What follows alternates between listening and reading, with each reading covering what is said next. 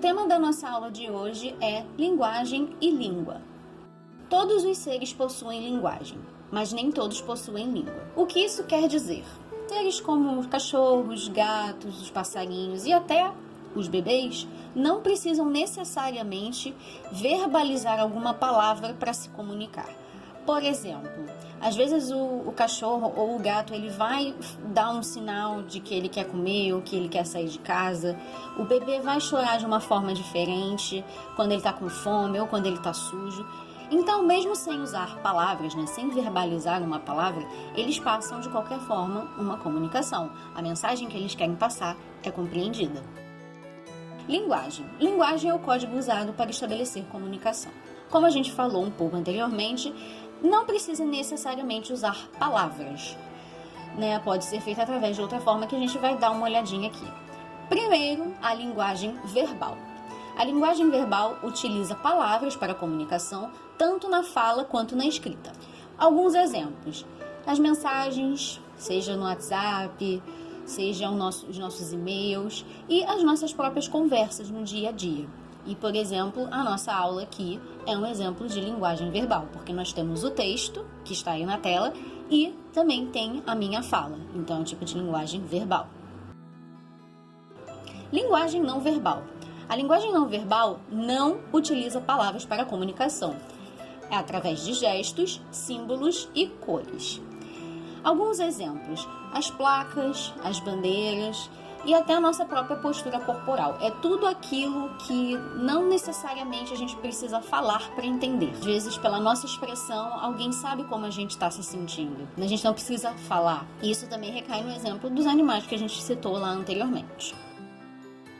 Linguagem mista ou híbrida. A linguagem mista ou híbrida é a mistura das linguagens verbais e não verbais, que é feita através de gestos e palavras. E um exemplo muito claro disso são as histórias em quadrinhos, que usam as imagens e também as falas dos personagens. Não sei se vocês já leram muitas histórias em quadrinhos, especialmente Turma da Mônica, mas também tem um símbolo diferente para cada tipo de ação que o personagem tem. Então, quando ele está falando, o balãozinho fica de uma forma. Quando é o pensamento, o balãozinho fica de outra forma. Isso também é um outro tipo de linguagem, que também caracteriza como não verbal, porque ninguém precisa dizer para você que é um pensamento, você já sabe através desse símbolo, desse balãozinho, por exemplo. E agora vamos para a língua. É o sistema de linguagem verbal utilizada em determinados contextos de comunicação, ou por determinados grupos, composta de signos, palavras, conhecidas pelos atores da comunicação. Por exemplo, explicando um pouco essa coisa dos signos conhecidos pelos atores da comunicação. Nós somos falantes de língua portuguesa, certo? Falantes de português. Então, todo mundo conhece as palavras da língua portuguesa. Não todas, mas a maioria, A gente se compreende. Mas, por exemplo, a gente vai falar inglês com alguém, ou a gente escuta alguém falando inglês.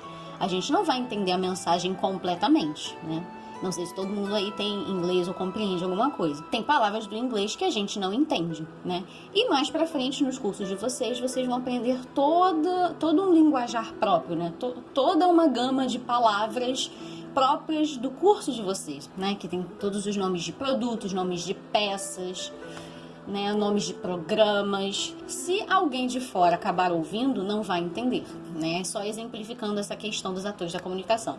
E os atores da comunicação somos nós mesmos.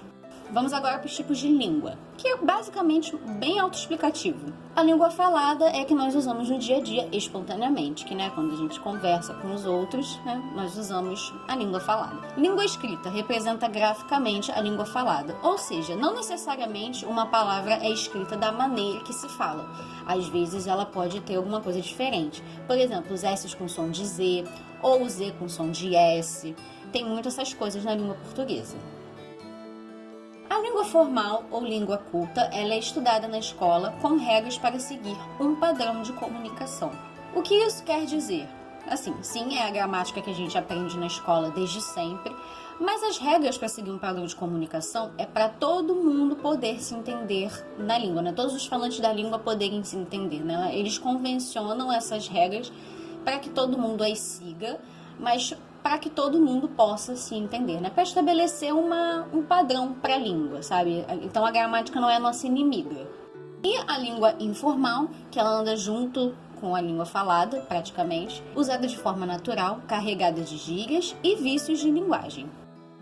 Vamos agora, isso aqui é mais curiosidade para vocês, tá? Não precisa decorar, é só para vocês compreenderem como a comunicação é feita e como ela é importante.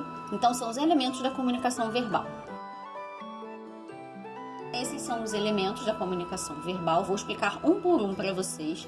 Então, toda comunicação verbal, lembrando que a comunicação verbal, né, ou a linguagem verbal, ela precisa de palavras para ser caracterizada. Então, é necessariamente só o que usa a palavra, tanto escrita quanto falada.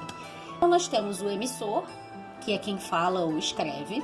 Usando o nosso exemplo aqui da aula, seria eu, né, a professora, e o receptor, que é quem escuta ou lê, que são vocês que estão recebendo. A mensagem é o que eu estou falando. No caso, a mensagem é o nosso tema da aula de hoje, né, que seria tudo que eu falei até agora. E o referente, que está ali em cima da mensagem, é o elemento extralinguístico. Basicamente é o contexto. Então, quando vocês clicaram nesse vídeo, né, já estava escrito no título qual era o tema, então vocês já esperavam ouvir essas coisas. Ou quando vocês estão na aula presencial comigo, vocês já esperam que eu fale sobre essas coisas. Então, a gente já está dentro desse contexto da aula. Então, é esse o nosso contexto. O canal, que é o suporte físico da mensagem. Se estivéssemos presencialmente, seria, no caso, a minha voz. Mas, como estamos aqui num vídeo, no caso, o suporte físico da mensagem é a internet de vocês, que está transmitindo esse vídeo para vocês. Eu hospedei esse vídeo na internet, no caso, né? Carreguei ele em alguma plataforma e usei a internet para fazer isso, da mesma forma que vocês estão usando a internet para assistir. O código é como se diz. O que isso quer dizer? Em diferentes contextos, né, nós podemos usar uma linguagem mais formal, né, por exemplo, uma entrevista de emprego, ou no nosso trabalho, ou com alguém que é de um cargo importante. Quando a gente está entre amigos, entre família, a gente usa uma maneira mais informal de falar. Então é isso, essa é a maneira como a gente fala, né? Aí a gente carrega das gírias e dos vícios e tá tudo bem, porque é um contexto informal.